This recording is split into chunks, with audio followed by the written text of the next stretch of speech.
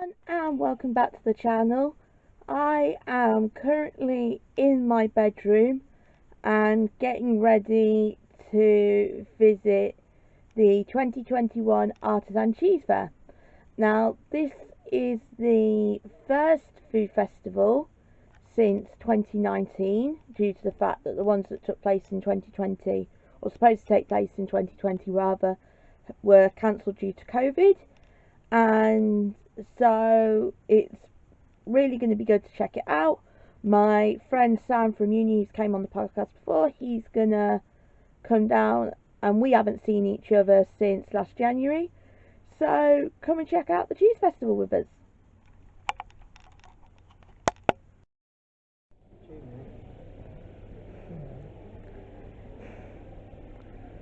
Hey, well, they even got Chef Mike up there. Chef Mike is back. Oh, my sweet summer child, it's been so long. On his culinary workshop was Webb Freckenham from the Nottingham Cheese Shop. Webb taught us 4 cheese recipes. The first was a goat cheese and beetroot plate. The second was an elevated version of the humble toasted sandwich that featured an artisan cheese and kimchi. The third was a halloumi, watermelon and pomegranate salad. And the last took advantage of Melton's fantastic Stilton cheese to make a Stilton cheese and cream dip. All 4 of these dishes looked incredibly simple to make. I personally would like to try the elevated toasted sandwich next weekend after I've been for drinks with my girlies, well, pot with my girlies, but still the idea of toasted sandwich afterwards with a bit of kimchi and with spices does sound pretty delicious. And I also want to give the pomegranate, watermelon and halloumi salad a go in the near future.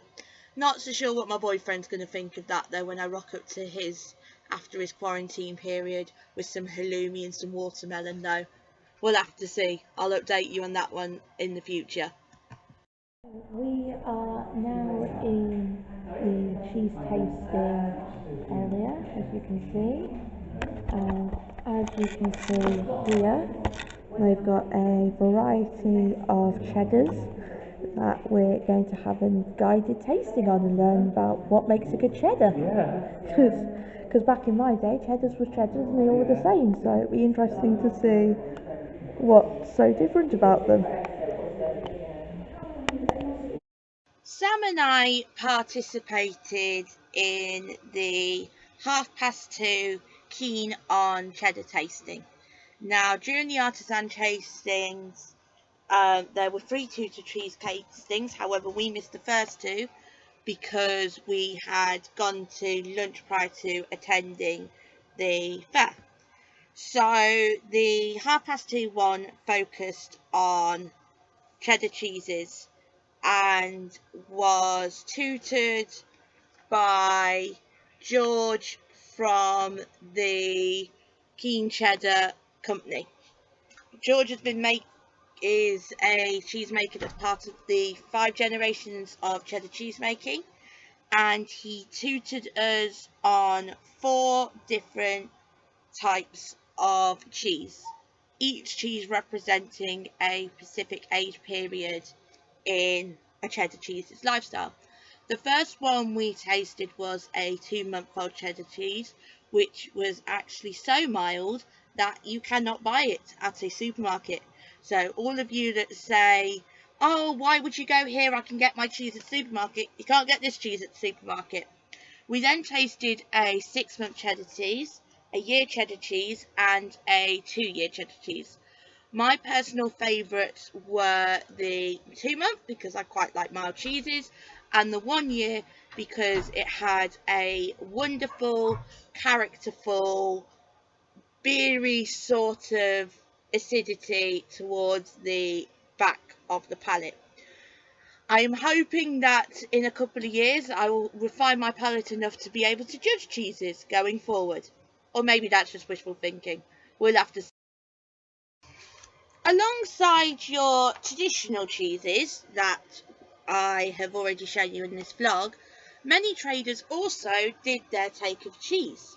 For instance, Dickinson's and Morrison's had a big thick crusty loaf of cheese and onion bread, just in case you want a really cheesy sandwich as we're in this July heat. Or if you have zero intention to buy cheese whatsoever or try cheese etc. at an Artisan Cheese Fair and instead are addicted to your gadgets, you can buy a 10-foot long charging cable. No, I don't understand why this was at an Artisan Cheese Fair. No, I don't understand how it managed to get under Matthew's radar. Yes, I am wondering why they sold a giant long cable but didn't sell a portable battery, given that the cattle market doesn't have any charging points. So actually, if you sold a portable battery with your 10-foot cables, you would actually make more money because people would be having dying phones at 12 o'clock in the afternoon. Nobody wants a dying phone at 12 o'clock in the afternoon.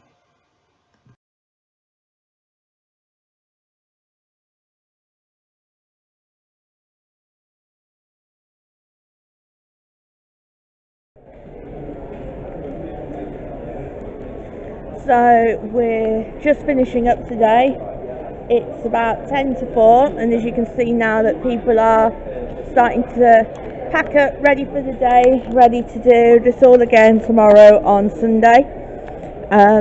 We've got some artisan coffee here in various different flavours that I will not try because I don't drink coffee, and that we've not been able to have as many free samples this year because of COVID. At the Cherry Tree, they are doing aren't these just cute as hell, little socially distant sticks, so that you're not worrying about contaminating everybody else's stick. You just go and unwrap your stick and then you dunk away. If you want to present your cheese, there's some wooden planks to put the cheese on. Because of course it's not melted unless we chuck something in alcohol. There's cheesecake nail here. We've got artisan pastries here. 1, 2, 3, 4 coffee in the corner. And then we've got Rockleby pies with their little puppet stall, which has their deer pie, their blue steak and Stilton cheese pie, steak and ale, their minced beef and mature cheddar. That one's really nice. It's like a sort of cheeseburger-esque pie. I really like that one.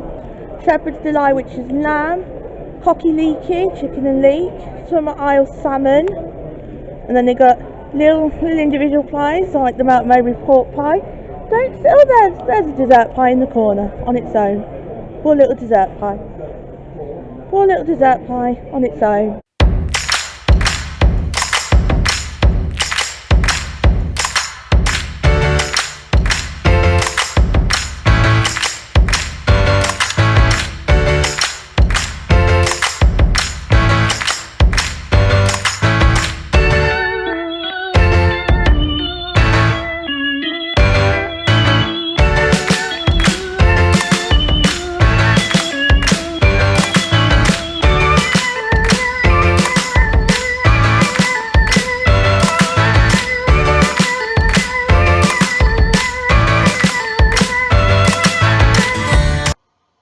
So, going forward, how do you get your money's worth at the Artisan Cheese Fair, or any of the Meltoinan Food Festivals for that matter? Here are some of my hints and tips. Tip number 1, make sure you attend the tastings. There are normally multiple tastings throughout the different food festivals, coming from a hourly to 2-hourly basis, that allow you to taste different things according to the theme of the festival. You can easily get enough free samples here to justify the entry fee. For instance, for our cheddar cheese tasting that I discussed earlier, we got to try cheeses that were unavailable in the supermarket, and when I previously attended Chopfest, I've been able to sit from early afternoon all the way through to nearly the end of closure just trying free chocolate. Tip number 2, make the most of the free samples, especially if you're over 18. Now, whilst this was a little bit more limited for this particular event due to COVID restrictions, everything from Pie Fests in August going forward, barring the coronavirus doesn't ruin everything again, will be unrestricted, and with that comes free samples and a plethora of them. A lot of these things are more upmarket, so you can easily get your money's worth merely from free samples alone. In addition, for those of you who are aged 18 plus, who like a tipple of beverages, there are more than enough on selected festivals, alcoholic beverages for you to try and sample. The link for my Choc Fest vlog will be in the description, but you will see quite easily that you can do multiple shots of various different beverages and tasters in terms of getting your money's worth. Think of it like pre-drinks. £4, £5 entry to get in, and you're set for, you're set for early afternoon. Tip number 3, make sure you attend as many of the talks and shows in the theatre programme as are available to you throughout the experience. For the Artisan Cheese Fair, there were 4 presentations within the Cheese Theatre each day, so on the Saturday and on the Sunday, and each of these was around 20 minutes. So if you're arriving at 11 o'clock and you start with the 11:30 history of cheese, and you finish up with the cooking with cheese, which is the show that me and Sam and I saw, you will have easily had an hour and 20 minutes merely on shows and presentations. So even if you don't do any of the samples, you've easily killed a good hour and a half by the time that you've checked in, found the theatre, sat down and waited for the appropriate entertainment. So there you have it, our approximately 3 to 4 hour visit to the Artisan Cheese Fair, summarised in about 13-14 minutes.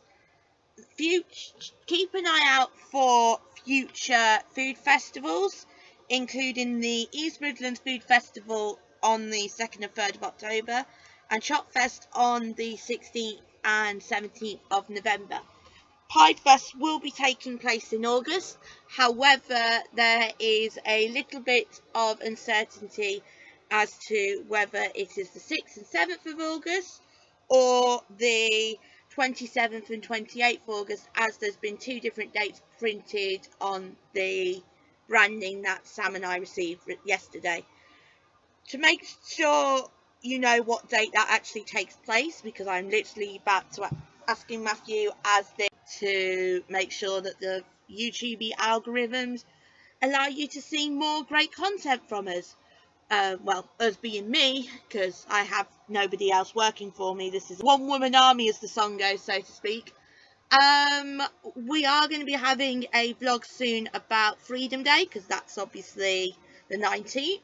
So expect a vlog this time next week about the venues celebrating Freedom Day, and we're finally going to get proper live music and DJs over next weekend, which is going to be the weekend of 23rd, 24th of July, which is really exciting. We're also going to do a little bit of backstage stuff for Operation Capacity that's taking place on the 30th and 31st of July. And then as we head into August, there will be a vlog about Pie Fest. There will also be a vlog about the 40s weekend that is taking place on the 27th and 28th of August. And there will also be a vlog about the British Cocktail Weekend, which is my next project that I am currently organising alongside Operation Capacity. So once again, keep an eye out, subscribe to the YouTube channel to watch those videos first, and make sure you follow all of the My Mountain socials to be in the know of any future things that are happening.